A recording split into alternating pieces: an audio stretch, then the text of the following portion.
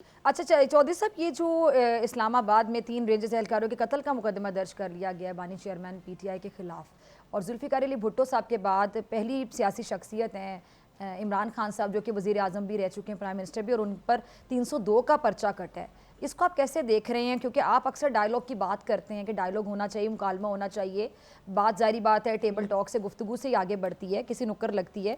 तो आपको लगता है कि इस पर्चे के बाद डायलॉग या मुकालमा क्या समझ आती है आपको? तो ये पर्चा तो इतना सीरियस नहीं है, ये तो गैर संजीदा है।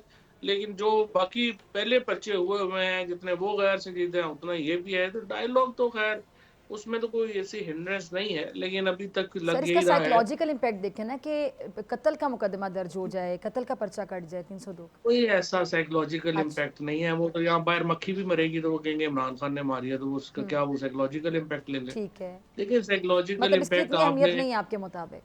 कोई अहमियत नहीं है, ये तो ऐसे ही मज़ाक है ये सारे मुकदमे। हुँ, मुकदमों की एक्चुअली किसी की भी कोई अहमियत नहीं है। इमरान खान के ऊपर इस वक़्त कोई चीज़ ठहर नहीं रही। हुँ, मसला जो आ रहा है, जो देखें, जो ये रावल इस्लामाबाद में जो कुछ हुआ, उसके बाद जो पख्तूनों के साथ जिस किस्म की रेशियल डिस्क्रिमिनेशन हुँ। इस्लामाबाद पुलिस की तरफ से देखने में आ रही है, जिस उसके ऊपर जो आवाज़ें उठ रही हैं, उसके बाद जो फायरिंग हुई है वहाँ पे, उसके ऊपर जो आवाज़ें उठ रही हैं,